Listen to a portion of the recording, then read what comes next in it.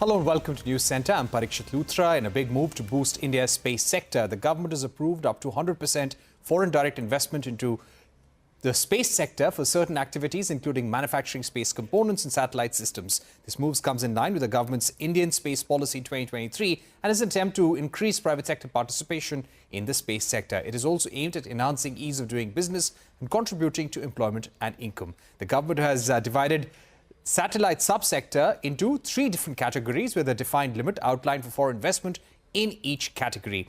Let me go across now to a special guest, Mr. Pawan Goenka, Chairman of the Indian National Space Promotion and Authorization Centre. Mr. Goenka, thank you very much for joining us. This is something that you had been pressing for a while now, and it has happened. Let me begin by asking you about 100% FDI under automatic route. Now, this would cover manufacturing of components and systems, subsystem for satellites, ground segments and user segment. Explain to the viewer how this will impact the end user in the industry and the common man. Okay, Parikshit, thank you very much. See, this FDI, as you mentioned, we have been working on it for some time, is really a big enabler for what we are trying to do in the space sector. And we have very carefully dissected what do we need where, because we have to balance between our Indian entrepreneurs not getting sort of overtaken by foreign companies, at the same time bringing in the investment from foreign land. And that's the reason you see three different limits that we have put down in the automatic route. Of course, in the government route, everything is 100%. Now, what we have done is that we have said that India has 2 or 3 kinds of opportunities in space.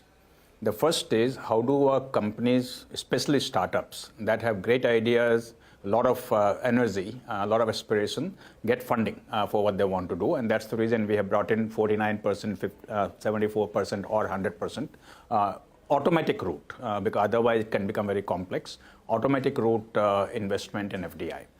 Second thing that we have to do is how do we get the foreign companies to come in and do joint ventures with larger companies? And how do we get them to come in and maybe even set up 100% owned subsidiaries for the purpose of making India a manufacturing base?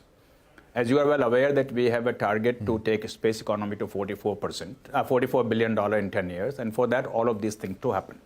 Now, in terms of how it affects common man, see, the primary thing that space will do for a common person, in addition to the economic benefit that it will bring up, is how do we use space technology, the space data, for making our everyday life better.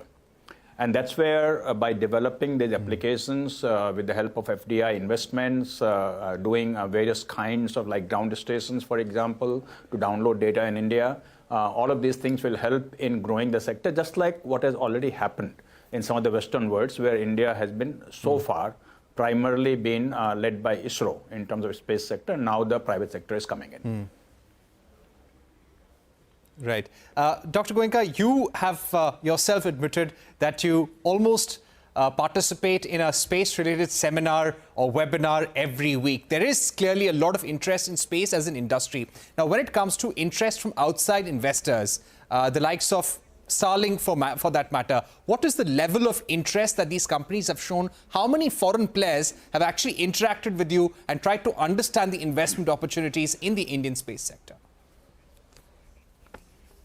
So I think right now, almost all major companies that are involved in space globally have a high interest in India. Some of the names that are well known are companies like SpaceX, companies like SES, companies like OneWeb. They are, of course, had applied for authorization to launch their services. But there are many companies that are into manufacturing. There are many companies that are into R&D. That have also been talking to us. I cannot name these companies because in most cases we have NDAs signed, so only I can talk about what's already published. But I can tell you that almost every company, large company, is looking at India because they clearly see that India now, with the opened up space policy, and that was, I think, a master stroke that a Prime Minister thought about in 2019, in opening up the Indian space sector. And therefore, everybody is looking at India very, very seriously. And therefore, the FDI is almost like everyone was waiting for it. Those who want to invest in India through our own startups, those who want to do joint ventures with Indian companies, or even those who want to come in as a 100% owned subsidiary, they're kind of waiting for the FDI policy, and I'm very excited that this policy has happened fairly quickly, frankly. I'm very excited it happened, and I think it's going to open up the gates for investment to come in and the space activity to move forward. Right. How will this increase and improve our space capabilities, our satellite manufacturing capabilities, considering that we will have high-tech technology also coming in from abroad as a result of this FDI scheme? So again, see, as you can imagine, that many of these companies that have technology for making satellites outside India would look to leverage India as a base for making satellites, not just for Indian requirement, but for global requirements. And in many cases, these companies would want to do a joint venture with an Indian partner, a small company, maybe a large company, and that's how technology will come in. So I see two routes. I see a route of ground-up technology development, which many of our startups are doing already and which we have talked about in the past. And that route will continue, where only the investment will come in from outside, not technology. And the second route, where companies will come into India with technology and investment and work with a joint venture partner to start using India as a manufacturing base. Now, we also know that India has a capability of doing R&D. Right now, most of that is within ISRO. But as time goes on, we'll see more and more R&D work happening in academic institutions and in private sector companies. And therefore, these companies will also leverage the R&D. So I see things happening from many different directions. It's not just this or that.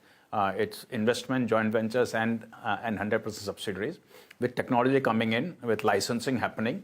And as I've told you, that many companies have been kind of waiting for the FDI policy to be released before they make their next move. So very quickly, sir, as we're running out of time, how many deals, MOUs or JVs could we hear of in the next few months?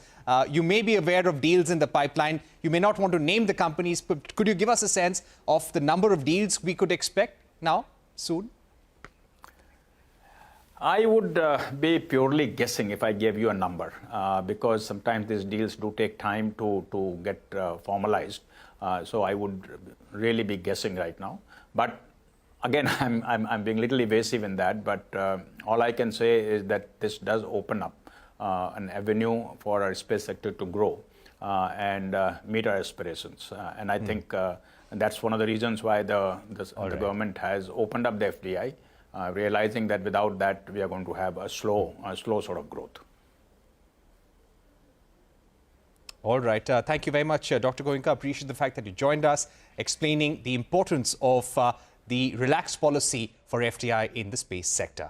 Thank you so much for joining us, sir. We're heading into a short break, but don't go anywhere. Coming up, an interaction with World Bank's Managing Director of Operations, Anna Bird, on reformation of the World Bank, the upcoming strategy for gender parity, and much more. Stay tuned.